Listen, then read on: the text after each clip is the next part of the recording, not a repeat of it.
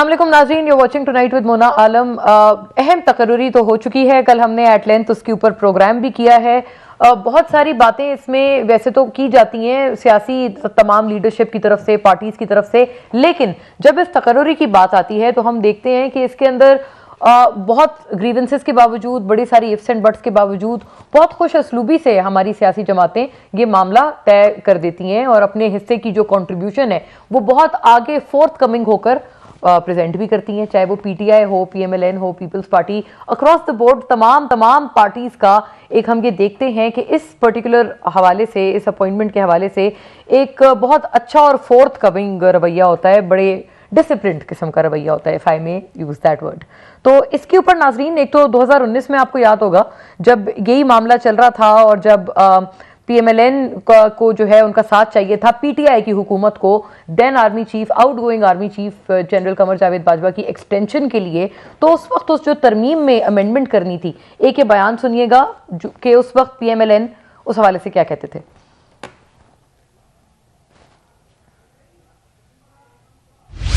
पाकिस्तान मुस्लिम league नून ने ये फैसला किया है कि आर्मी एक्ट की जो तरामीम है उनके ऊपर गैर मशरूत जो है वो तावन किया जाए और आर्मी को एक अदारे के तौर पे और आर्मी चीफ के ऑफिस को जो है वो मुतनाज़ ना बनाया जाए और तमाम लोग जो हमारे अहदेदार हैं, हमारे पार्लियामेंटेरियन हैं, वो पार्टी के फैसले के साथ खड़े होंगे। जी नाजरीन, इस फैसले के साथ खड़े होंगे, कंट्रोवर्शियल नहीं बनाया जाएगा। शिबली फराज साहब ने ये हुस्न इत्तेफाक है, इसी किस्म की कोई बात इस दफा बड़ी सारी नॉइस के बावजूद, जो कि खान साहब की तरफ से इस अपॉइंटमेंट के हवाले से पहले बरमला उन्होंने इस पे अपने एतराज़ात लगाए, बहुत सारी बातें की, लेकिन उसके बाद शिबली फराज साहब जब कल ये मामला समरी चली गई थी सदर पाकिस्तान के पास, उन्होंने क्या कहा था ये भी सुनिएगा, बहुत मुशाबहत है। नहीं देखें, रुकावट बिल्कुल नहीं। हमने जिस तरह के खान साहब ने कल अपने इंटरव्यू में भी कहा कि हम कानून आइन के तहत जो भी चीज होगी वो कानून और आइन के अंदर रहते हुए होगी। लुबे लुबाब ये नाजरीन के इस मामले के ऊपर ज्यादा हमारे सियासतदान रोला नहीं डालते और बड़े खुश असलूबी से मामला आगे बढ़ाया जाता है। खैर, ये एक मामला अब हो चुका है। उसके बाद पीटीआई का जो लॉन्ग मार्च है अपनी मंजिल यानी इस्लामाबाद रावलपिंडी की जानिब गामजन है, रवां दवा है, उसकी भी एक हमें आंख मिचोली सी नजर आ रही है एडमिनिस्ट्रेशन के साथ कि जी हेलीपैड कहाँ होगा, हेलीकॉप्टर की लैंडिंग कहाँ होगी और जलसागाह कहाँ होगी। इस मामले के ऊपर भी अभी कोई बहुत पक्का इत्तेफाक राय नहीं हो गया है और वजीर दाखिला राना सनाउल्लाह बड़ी एक अहम तजवीज़ देते हुए नजर आए। उन्होंने जान के खतरे की बात तो की ही है, ये खबरदार किया ही है पीटीआई चेयरमैन को, फॉर्मर प्राइम मिनिस्टर को, लेकिन साथ उन्होंने उनको साथ मिल बैठने की दावत भी दे डाली है। इसके ऊपर भी बात करेंगे और पंजाब हुकूमत के हवाले से भी कहा जा रहा है कि पीटीआई बैक जो काफ लीग की पंजाब हुकूमत है, आसिफ अली जरदारी साहब उस मामले में दोबारा से अपना एक रोल अदा करेंगे और पीटीआई को इस हवाले से भी फिक्रमंद होना चाहिए। कुछ ट्वीट्स भी हुई जिन अहवाल से फवाद चौधरी साहब भी कुछ हद तक इन बातों की या इन खबरों की एंडोर्समेंट करते हुए नजर आए। इसके ऊपर भी बात करेंगे और फौरी तौर पे अपने मेहमानों का रुख करती हूँ इन तब जरूरी मौजूआत पर। सेनेटर डॉक्टर हुमायूं मोहम्मद मुझे ज्वाइन कर रहे हैं पाकिस्तान तहरीक इंसाफ से। Welcome on board sir, thank you for gracing the show. Lieutenant general Abdul Qayyum साहब हमारे साथ हैं, पीएमएलएन के stalwart, welcome on board sir, thank you for gracing the show. और नाजरीन, ख्वाजा इजहारुल हसन साहब एमक्यूएम के स्टॉलवर्ट हमारे साथ मौजूद हैं और आपने भी हमारे प्रोग्राम को ग्रेस किया है। वेलकम ऑन बोर्ड सर, बहुत आपको भी खुश आमदीद and a very warm welcome. बात का आगाज आपसे करूंगी डॉक्टर हुमायूं मोहम्मद सर, आपसे बताइएगा सेनेटर साहब, एक तो ये तजवीज़ सुन ले, उसका जवाब फरमाएं जो राना सनाउल्लाह साहब ने आज के रोज आपको दी है, बताइएगा प्लीज। मेरा उन्हें आज भी ये मशवरा है कि इमरान खान साहब ये अब बेमकसद इज्तिमा जो है इसे आप मुलतवी कर दें। तमाम इंटेलिजेंस एजेंसीज ने रेड अलर्ट के तौर पे इस इज्तिमा के मुतल्लक हुकूमत को आगाह किया है। आपकी अपनी जान को भी जो है, आपको भी जो है वो खतरा लाहक है। जी सेनेटर साहब, ये तजवीज़ के बारे में अब आप क्या सोच विचार करेंगे? बिस्मिल्लाहिर्रहमानिर्रहीम। देखिए, पाकिस्तान तहरीक इंसाफ ने बहुत पहले गवर्नमेंट को और कह दिया था कि अगर आप लोगों ने डायलॉग करना है हम हाजिर हैं। ठीक है, हमारा पहले दिन से वन पॉइंट एजेंडा है। वो वन पॉइंट एजेंडा ये है कि डेमोक्रेसी की जो स्ट्रेंथ है वो वोट, आवाम की वोट है, ठीक है। इतनी बड़ी कंट्रोवर्सी हो गई है, आप हमें कहते थे कि ये सिलेक्टेड है, हम आपको कहते थे कि ये इंपोर्टेड हैं वगैरह वगैरह। Let's go back to the people and get a fresh mandate. उसका जो सबसे बड़ा फायदा कि जो मतलब जिस बेसिस पे ये लोग आए थे कि भाई पाकिस्तान की मईशत के जिस वक्त डॉलर मतलब पर बैरल 122 रुपए का वो था, तेल था, और आज 83 का है, लेकिन उस वक्त पेट्रोल 150 रुपए का तो इनको महंगा लग रहा था, आज 260 रुपए का महंगा तो लग रहा था सर। वो कह रहे थे आपने सब्सिडी दे दी गलत। डजंट मैटर ना, सब्सिडी दे दी या नहीं दे दी, वो भी तब जानते हुए जब आपको लगा कि आपकी हुकूमत को खतरा है। नहीं, इन लोगों ने भी तो दी है ना बिजली के ऊपर और सारी, इन लोगों ने भी तो दी है। देखिए सब्सिडी अगर आप दे रहे, गरीबों को दे रहे, या ऐसे सिस्टम में दे रहे जहां से आप इन्फ्लेशन को होल्ड कर सके, that is not a bad thing. नहीं, वो तो सर ब्लैंकेट सब्सिडी थी ना, सबको मिली थी, गरीबों को नहीं। लेकिन देख लेना, मैं आपको एक बात बताता हूँ, उस वक्त इनको कोई महंगाई नहीं लग रही थी, उस वक्त 13% के ऊपर था, आज 30% के ऊपर है, उसके डबल से ऊपर हो गए। ये उस प्री टेक्स्ट पे आए थे ना, ये उस प्री टेक्स्ट पे आए थे। इन्होंने एक फाइनेंस मिनिस्टर भी इंपोर्ट कर लिया जो पहले यहाँ से मफरूर था, उसको इंपोर्ट कर लिया, उसके सारे केसेस भी माफ करवा लिए, दूसरा बेचारे को निकाल दिया, लेकिन काबू नहीं कर सके। हमने इन्हें सिर्फ ये कहा था कि उस एक पॉइंट एजेंडा में अगर आप ये समझते हैं कि आप अनाउंस करने के लिए तैयार है, हम आपसे बात करने के लिए तैयार हैं। अदरवाइज देयर इज आप तो डॉक्टर साहब बिल्कुल मूड में नहीं लग रहे राना सनाउल्लाह साहब की तजवीज मानने के लिए। देखिए अगर उनके दिल में जेन्युइन कंसर्न है, जेन्युइन कंसर्न है, we are always ready to listen जी, we are always ready to listen. लेकिन कोई कहे कि हाँ जी हम इलेक्शंस की डेट बैठ के अनाउंस करते हैं, डिस्कस करते हैं कि ये कर ले, तो उसके बाद कोई मसला नहीं है। नंबर 1। नंबर 2, जब वो ये कहते हैं ना कि ये बेमकसद का वो है, देखिए 2 दफा आए ये पीडीएम वाले, 3 दफा आए, आमतौर पे इनके पास लोग नहीं होते थे तो सब आए थे, इनके पास लोग नहीं होते थे तो मौलाना साहब को ले आते थे, वो अपने वो मदरसे के सारे स्टूडेंट्स ले आते थे, तो उधर से। और हम लोगों ने while being in the government we facilitated them. खतरा उस वक्त भी होता था, ये नहीं है कि खतरा नहीं होता था, खतरा पाकिस्तान में तो हर वक्त होता है, लेकिन यहाँ पे जो गवर्नमेंट होती है ना, उसके हर तरफ उनको पता होता है किधर से वो बात सही है, प्रोटेक्ट करने की कोशिश करते हैं। अब ये लोग क्या कर रहे हैं, क्योंकि एक अनफॉर्चुनेट इंसिडेंट हो चुका है। अब देखिए, अब सवाल ये होता है, हो चुका है ना, so they should be more cautious के उस बंदा अगर वो कह रहा है कि यार मुझे उधर उतार दो, ये परेड ग्राउंड में उतार दो हेलीकॉप्टर को, तो उसमें क्या प्रॉब्लम है। जब खास तौर पे जब जिनके बलबोते पे आए थे वो लोग भी कहते हैं कि we have got no objection, किसी को ऑब्जेक्शन नहीं है, तो मसला क्या है फिर, वहां उतारने का मसला क्या है, वहां उतारे, साथ ही आगे जगह उधर चले जाएं। ये बात अच्छा आप कह रहे हैं कि वो उनको फैसिलिटेट कर दें, लेकिन उसके बावजूद यही वाली एक बात है।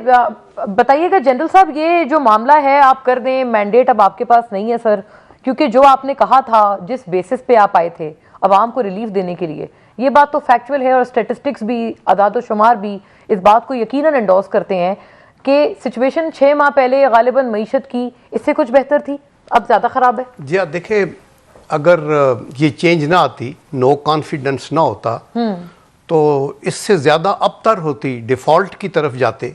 आप ये देखें ना कि जैसे हालात जा रहे थे, ज़ीरो पे थी ये पार्टी जो रूल कर रही थी, 5 फाइनेंस मिनिस्टर बदले, गवर्नेंस पुअर थी, हर चीज़ स्लाइड बैक कर रही थी।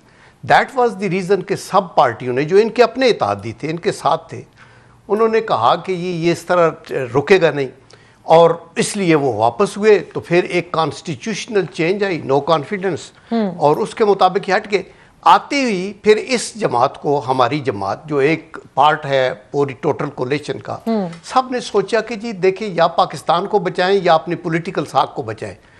आपको डिसीजन वो करने हैं जो IMF के फैसले ये करके गए।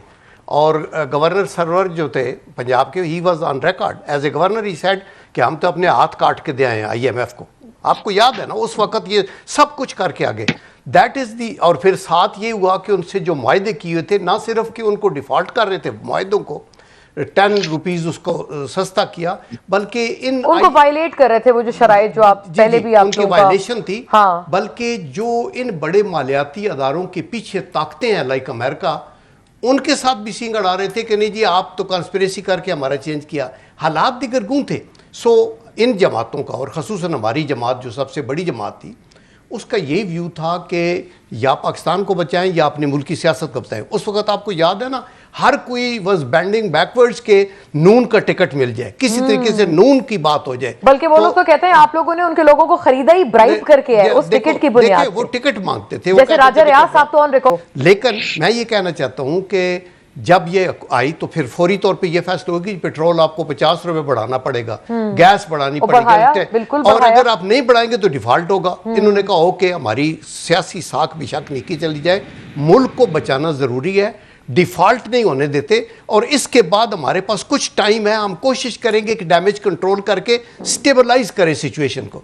अभी कॉन्स्टिट्यूशनली इनके पास 8-10 महीने हैं। देखिए आप जब डाउन गए और पीटीआई को ये एक खुशफहमी है या अपने तौर के कि हम चूंकि बाई इलेक्शन जीते हैं तो इसलिए शायद हम पूरा मुल्क का स्वीप करेंगे, जी। एंड मे बी और वो कहते हैं ये डर है हुकूमत को, हुकूमत वक्त को। देखिए ना, कि यही ट्रेंड अगर जनरल इलेक्शन में हो गया रेप्लिकेट तो फिर तो कहीं के नहीं रहेगी पीडीएम। अगर ये कॉन्स्टिट्यूशनली इनको एक इलेक्शन होता है ट्रांसपेरेंट और उसमें जिस पार्टी को मेजॉरिटी मिलती है वो आ जाती है। अच्छा देखिए अब जब लॉसेस हो चुके हैं और ये समझते हैं कि इनके ऊपर चूंकि महंगाई से जो तंग है वो पिन पॉइंट तो गवर्नमेंट को करेगा ना। यू कांट से कि नहीं पिछली या पिछली से पिछली, वो दे डोंट अंडरस्टैंड दैट, ठीक है ना। और आप भी तनकीद करते थे जब पीटीआई वाले आप पे इल्जाम लगाते थे। देयरफॉर आप वो डैमेज कंट्रोल तो एज ए सियासी पार्टी करना चाहते हैं। तो इसलिए हमारे ऊपर तो कोई कॉन्स्टिट्यूशनल या तो यहाँ डिक्टेटरशिप हो कि आप गासिब हैं, आपने कैसे हुकूमत, तो फिर तो आप एक अल्टीमेटम दे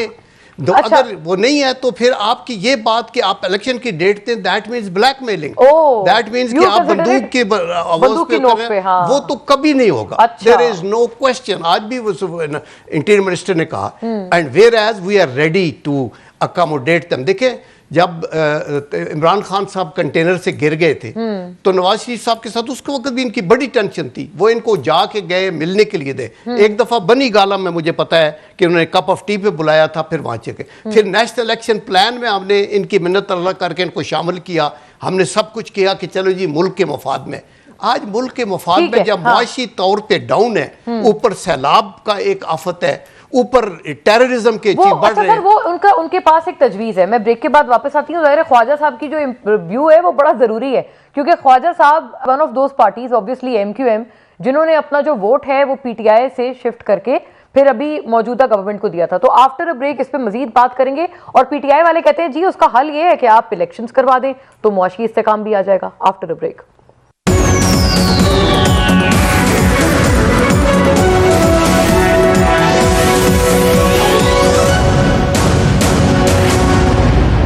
वेलकम बैक नाजरीन। ख्वाजा इजहारुल हसन आपकी तरफ ये बहुत ज़रूरी मामलात लाऊंगी सर। ये सारा मामला एक्चुअली पिवट इसी बात पे करता है कि आपने जो अपना वोट था वो पीटीआई से मुंतकिल करके मौजूदा हुकूमत के पलड़े में डाला for the election of the new prime minister, और फिर जाहिर है उसी के बाद ये ट्रांजिशन आया। बिल्कुल सर बताइएगा अब आप कहाँ ज़्यादा सही महसूस करते हैं as an important coalition partner अपने आप को, पहले या अब? मोना पहली चीज तो मैं थोड़ा पाकिस्तान तहरीक इंसाफ को दोस्तों को ये बताना चाहता हूँ कि माजी में जो हुकूमतें टॉपल डाउन हुई हैं उसके लिए आइन का एक आर्टिकल था 58(2)B, और 58(2)B के तहत गुलाम इसाक खान, सदर फारूक लगारी इसी तरीके से इन्होंने अपनी अपनी हुकूमतों को चलता किया और ये इख्तियार सदर पाकिस्तान के पास था। और जब जब हुकूमतें गई हैं तो फिर एक अर्ली इलेक्शन या मिड टर्म इलेक्शंस आए हैं। अब जो हुकूमत गई है व्हाटसोएवर द रीजन आप उसकी इंटरप्रिटेशन कुछ भी करें, वो कॉन्स्टिट्यूशनल तरीके से वो हुकूमत को भेजा गया।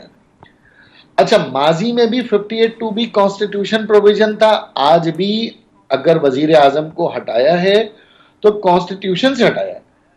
कभी भी पाकिस्तान की 75 साल तारीख में किसी भी पॉलिटिकल पार्टी ने अनकॉन्स्टिट्यूशनल अर्ली इलेक्शन की डिमांड नहीं की।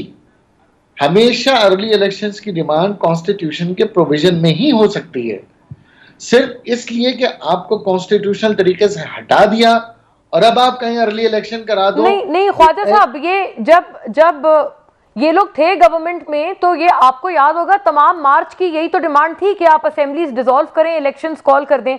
बल्कि जो सबसे रीसेंट बिलावल भुट्टो साहब का मार्च था, महंगाई मार्च जो इस्लामाबाद को लाए थे, उसमें भी उन्होंने यही डिमांड रखी थी। बिलावल साहब ने यही डिमांड रखी थी और आपको याद होगा बिलावल साहब ने हमें भी बुलाया था कि 2 वजारतें पीटीआई के पास हैं, आप 2 वजारतें हमसे ले लें, और हमने उन्हें भी यही कहा था कि हम किसी भी उस वक्त तो आपकी शदीद कुटी थी, ऐसी किसी अनकॉन्स्टिट्यूशनल ख्वाहिश का हिस्सा नहीं बनेंगे कि जी उनको उतारें आपको लगाएं, आपको उतारें उनको लगाएं। Prime minister farmer Imran Khan साहब के साथ तो हुआ ये कि इनके पास तो एमएनए रह गए 152। मैं उन तमाम 11 की 11 मुलाकातों में मौजूद रहा इस्लामाबाद में। अगर 152 में हम 7 लोग शामिल भी हो जाते और जो उस वक्त आपकी जो सूरत हाल, जो इरादे या आपका जो रोड मैप था, वो रोड मैप एमक्यूएम को बिल्कुल भी एमक्यूएम उससे मुत्तफिक नहीं थी। और आगे चल के आपने देखा, मैं माजी की तलखियों में नहीं जाना चाहता कि जिस तरीके से एक सूरत हाल पैदा हुई, एक अस्करी क़यादत मुतनाज़ हुई, पाकिस्तान में एक और जमहूरी और जो अवाम डिवाइड हुई, मीडिया डिवाइड हुआ, पूरी दुनिया तकसीम हुई, हम उस चीज से दूर आना चाहते थे। हमने पीटीआई को नहीं छोड़ा। अच्छा, इससे पहले 2 नहीं बजट हमने पास किए, बिलावल की ऑफर हमने रद्द की है, नवाज शरीफ साहब से मुज़ाकरात हुए, हमने उनको भी माजरत की है। पीटीआई ने पीटीआई को छोड़ा है, और जब पीटीआई के लोग ही पीटीआई को छोड़ गए तो हमारे पास, जिस तरह जनरल साहब फरमा रहे थे, या तो हम कू का रास्ता देते, इस मुल्क में एक मार्शल लॉ, वो तो वोट तो उन्होंने नहीं डाला ना, पीटीआई ने पीटीआई को जो छोड़ा तो उन्होंने वोट तो नहीं डाला ना सर, वोट तो आप लोगों ने डाला। आप ना डालते तो वो मुनहरिफ अरकान तो वो देखी जाती कि फिर वो किस हद तक इन्हिराफ कर सकते थे या नहीं कर सकते थे कॉन्स्टिट्यूशनली, उसमें तो फिर बहुत अदालत ने भी इंटरवीन किया। देखिए, सबसे पहले आजाद अरकान गए, उसके बाद बुगटी बलूचिस्तान से गए, मैंगल साहब की पार्टी गई, फिर पीएमएल-क्यू गई। आखिरी ऐलान पीएमएल-क्यू ने किया बनी गाला में 6:30 बजे, जिसमें पीएमएल-क्यू 2 हिस्सों में तकसीम हुई। उसके बाद हमारे पास ऑप्शन था द लास्ट रिजॉर्ट। अच्छा, हमारे जाने से इमरान खान साहब बहाल नहीं होते, हमारे उधर जाने से जमहूरियत का टेन्योर सेव हो जाता, वेदर वी लाइक इट और नॉट। यह हमारे पास एक बदतरीन ऑप्शन था जो हमने तैयार किया। अच्छा,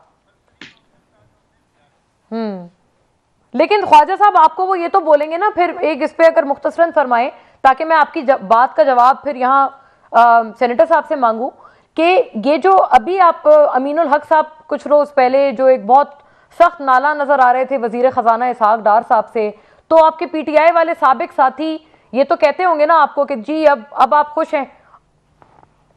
हाँ, तो हम उनसे भी इतना ही नाला थे 3.5 साल में, फर्क सिर्फ इतना था अच्छा, कि वो नाराजगियां कमरे के अंदर होती थी, और आप उसके लिए परवेज खटक साहब हो, असद उमर साहब हो, अली जैदी हो, गवर्नर इमरान इस्माइल हो, किसी से भी पूछ लें, हमारी नाराजगी का जो दर्जा हरारत था बंद कमरों में इससे कहीं ज्यादा होता था। अच्छा, तो अभी आपके हिसाब से इतना आपका दर्जा हरारत नहीं है जो उसके कंपैरिजन में या उसके निस्बतन बहुत ज्यादा हो, जो आपकी पीटीआई के साथ नाराजगियां हो गई थी। लेकिन हम यही जरूर चाहते हैं कि भाई एक इलेक्टेड प्रॉब्लम तो आपका वहीं का वहीं है ना, ये असल बात ये ठीक है। ठीक है, लेकिन आपकी मनफी पॉलिटिक्स से अपने आप को डिटैच करना जरूरी समझा गया सेनेटर साहब, और 58(2) भी इस दफा लागू नहीं हुआ, ये कहीं से ये डिमांड मीट नहीं होती। और ये एक और बात बताइएगा, आर्मी चीफ के मामले पर अगर हम ट्वीट्स भी दिखाएं, पीटीआई के तमाम जो आपके साथी हैं सब ने मुबारकबाद, अच्छी विशेष वगैरह दी हैं, खान साहब का ट्वीट नहीं देखा हमने। मैं आपको एक बात बताता हूँ, जो ख्वाजा साहब ने एक बात की है, उन्होंने कहा है कि पहले आइन में आर्टिकल 58(2) था, ठीक है, सो दैट मीन्स वो जो भी होता था वो आइन के तहत होता था। फिर उन्होंने कहा कि उसके बाद फिर मिड टर्म इलेक्शंस हो जाते थे, सही हो गया, आइन के तहत होता था, हो जाते थे, अभी भी आइन के तहत हुआ है। अगर मिड टर्म इलेक्शन मीन्स के जहाँ पे एक एम्बिग्विटी आ जाए, उस एम्बिग्विटी से आप लोग जो मर्जी कर ले, इन लोगों ने जितनी मर्जी कोशिश कर ली, पीडीएम 13 नहीं 14 जमातों ने मिलके जितनी मर्जी कोशिश कर ली, 13 से 30% आज 30.32 है या 30 पॉइंट समथिंग है इन्फ्लेशन। नहीं काबू कर सक रहे ना, कर भी नहीं सकेंगे। नहीं, आपका ये ख्याल है ये कि कर इन्होंने भी जितनी नहीं, मर्जी कोशिश नहीं, कर ली लेकिन ये कामयाब नहीं, ना होते? नहीं, ये कर नहीं सकेंगे। कर इसलिए नहीं सकेंगे कि जब किसी घर में जो सबसे बड़ा फर्द होता है, जो जिसके सबसे ज्यादा एक किस्म की वजन होता है, जब आप उसी को ही बीच में से निकाल दो या उसी को नजरअंदाज कर दो, तो फिर बाकी घर में वो चीज बन नहीं वो सकती। कौन है फर्द घर का? पीटीआई सबसे बड़ा Yes, घर में जिसमें सबसे ज्यादा वोट्स किसने लिए?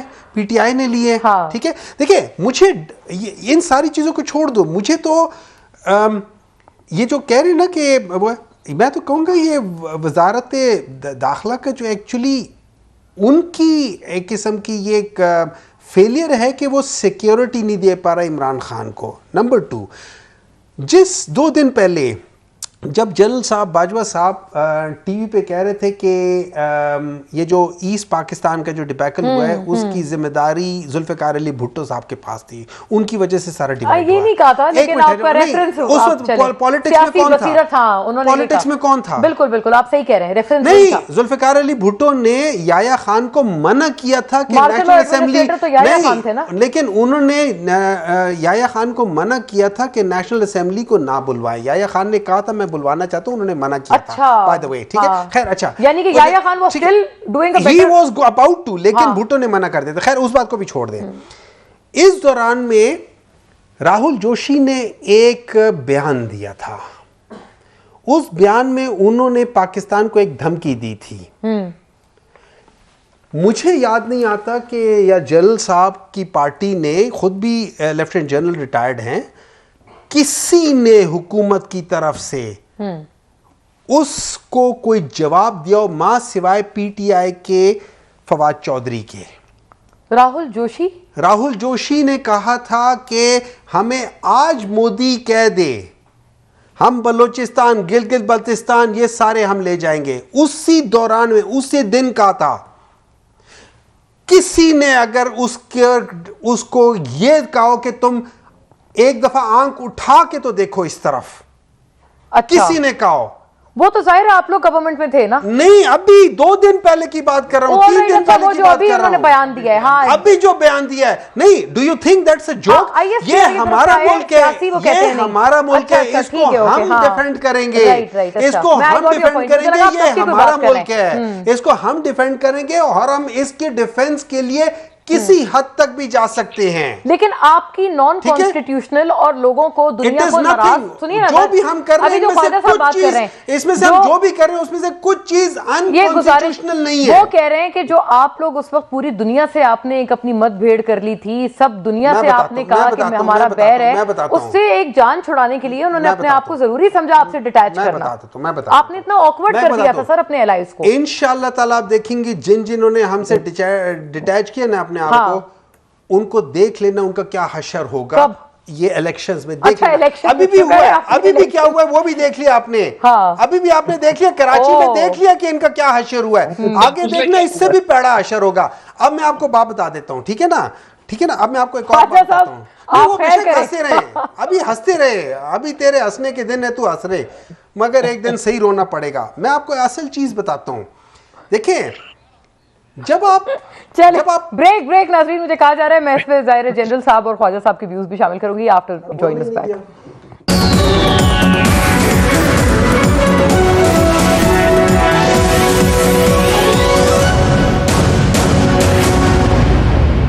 वेलकम बैक नाज़रीन।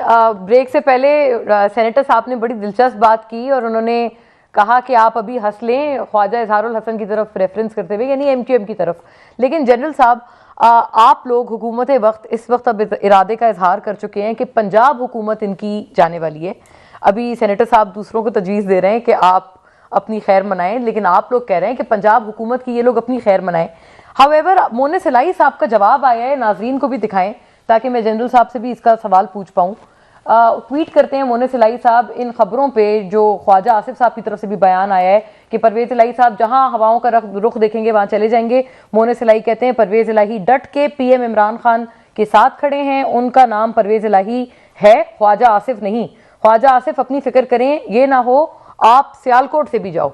सर देखिए, मैं ये समझता हूँ कि अभी जिस दौर से हम गुजर रहे हैं और जिन मसाइल का हमें सामना है बहसीत कौम, उसमें सैलाब हैं या मईशत है या टेररिज्म की ये बातें हैं या बैनुल-अक़वामी फोरम पे हमने अपनी जगह बनानी है उसका है, उसमें आई थिंक हमें पैटी टॉक से निकल के तो स्ट्रेटजिक और बिग इश्यूज़ पे बात करनी चाहिए।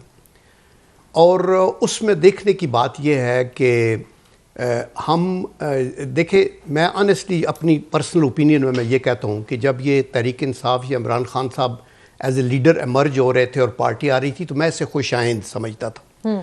मैं ये कहता था कि एक थर्ड फोर्स भी आए और हाँ। वो हो।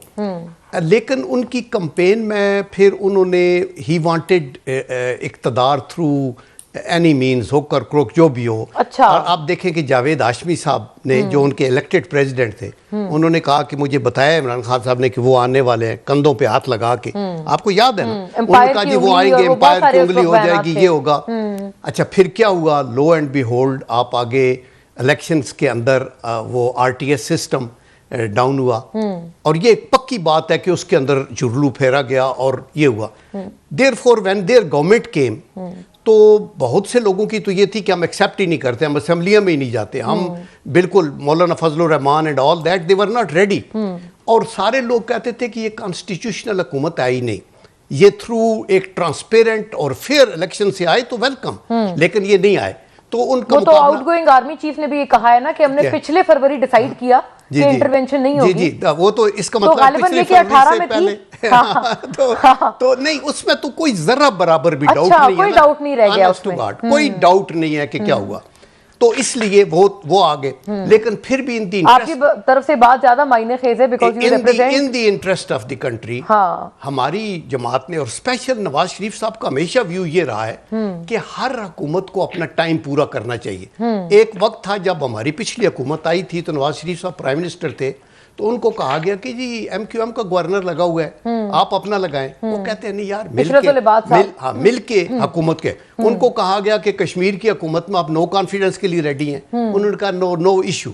इसी तरह वो और भी लेकिन बहुत वो लोग सर आपसे गिला करेंगे ना इस मामले में तो आप बहुत फोर्थ कमिंग थे जी जी, हुकूमत हटाने में। और पंजाब में भी सर वजीर दिफा ये स्टेटमेंट दे रहे हैं कि हम टॉपल कर देंगे इनकी हुकूमत। उस तरफ में आता हूँ। मैं ये कहता हूँ कि फिर क्या हुआ कि नवाज शरीफ साहब से क्या हुआ, यानी आप देखिए कत्ल के केसेस 25-30 साल लगाते हैं, हमने तकरीबन 1-2 महीनों में 100 दिनों में 100 से ज्यादा पेशियां करके एक प्राइम मिनिस्टर को न सिर्फ पोस्ट से हटाया, प्राइम मिनिस्टरशिप से भी हटाया, सदारत से भी हटाया, पाबंदे सलासल सही बिल्कुल। हाँ, तो ठीक है ना। हाँ। अच्छा, वो तो उसके वेंजेंस है सर, फिर तो आप ये कह रहे हैं? नहीं, वेंजेंस नहीं था, मतलब उनके साथ तो वो ज्यादती हुई। हाँ, उसके बाद फिर अगर इवन उसके बाद जो इलेक्शन हुए उसमें चूंकि वो धांधली थी तो सब ने कहा ये अनकॉन्स्टिट्यूशनल है, दैट इज वाई वो ये कहते रहे कि अर्ली इलेक्शन हो। लेकिन देखिए, अर्ली इलेक्शन का मुतालबा तो अनकॉन्स्टिट्यूशनल नहीं है। अच्छा, वो आप अग्री करते हैं? वो तो अग्री करते हैं, हर कोई कह सकता है। मैं यही मेरा अर्थ था जब ख्वाजा साहब ने ये वाला पॉइंट उठाया था ना कि वो आप लोग भी करते थे बहैसियत ऑपोजिशन।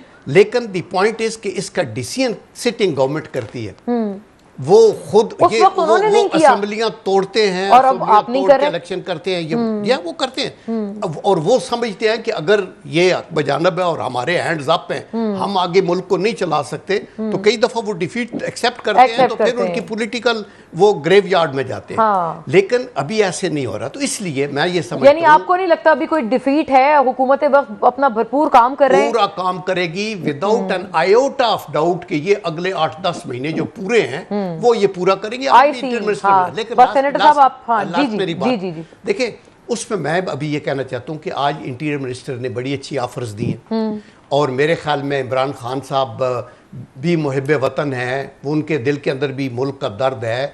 मैं ये समझता हूँ कि उनको अच्छा, ये सर बड़ी बात है क्योंकि आपके काफी सारे साथी ऐसा नहीं समझते। वो खान साहब की इंटायरली नियत पे भी शक करते हैं। देखिए ना, बल्कि यकीन से कहते हैं कि नीयत खराब है, कि इक्तदार के लिए है कि किसी तरीके से मिले। Alright. लेकिन हम ये कहते हैं कि मुल्क के मफाद में कोई भी पार्टी ऐसी नहीं है हाँ। जो कि मुल्क को स्टैब करने के चक्कर में हो, कोई भी ऐसी अच्छा, नहीं है। चलिए, ये या, तो बहुत, हाँ, मैं ये बहुत कहना बड़ी चाहता हूं। स्टेटमेंट है। तो इसलिए अगर वो ये चाहते हैं तो ये offer I think Imran Khan साहब को कंसिडर करनी चाहिए।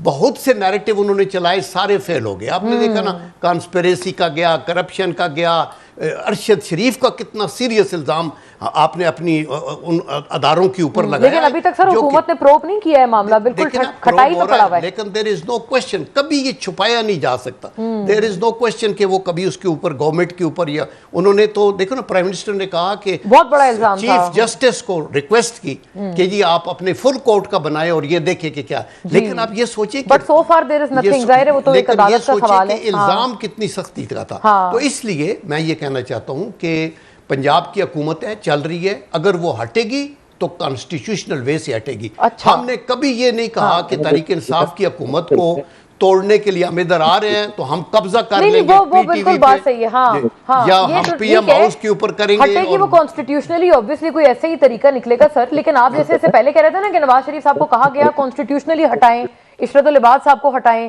कश्मीर में टॉपल कर दें हुकूमत, लेकिन उन्होंने नहीं किया। Larger interest of the country उन्होंने नहीं किया। हाँ, तो अब अगर आप कह रहे हैं ये सारी चीजें हो रही हैं और आप अभी भी आप कह रहे हैं पंजाब की हटाएंगे। देखिए, हम पंजाब की हुकूमत का एक बयान आया है ना कि हम वो करते हैं, ये सियासी लोग आपस में अच्छा, बयान देते बयान है, उसको उस रहे। तरह से लेकिन अगर कुछ हुआ तो वो पोटेंट वोट्स की स्ट्रेंथ पे होगा ना। तो यस, आप देखिए कि हमजा शरीफ उधर थे ना, तो वो हट गए और उन्होंने एक्सेप्ट कर लिया नई ठीक है। मैं यही वाली बात पूछती हूँ कि ख्वाजा साहब, ये तो वो कहते हैं कॉन्स्टिट्यूशनली होगा जो होगा इनके खिलाफ, पीटीआई वाले कहते हैं हम भी कोई अनकॉन्स्टिट्यूशनल चीज नहीं चाहते।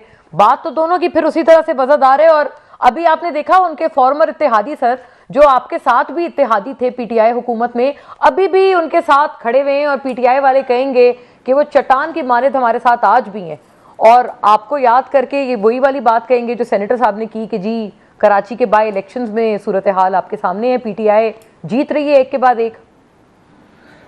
मोना, बहुत शुक्रिया, सेनेटर साहब का बड़ा एहतराम है मेरे। और मैं देखें, कानून और सियासत, मैं कोशिश करता हूं कि उसके पैरामीटर्स बड़े संजीदा हों।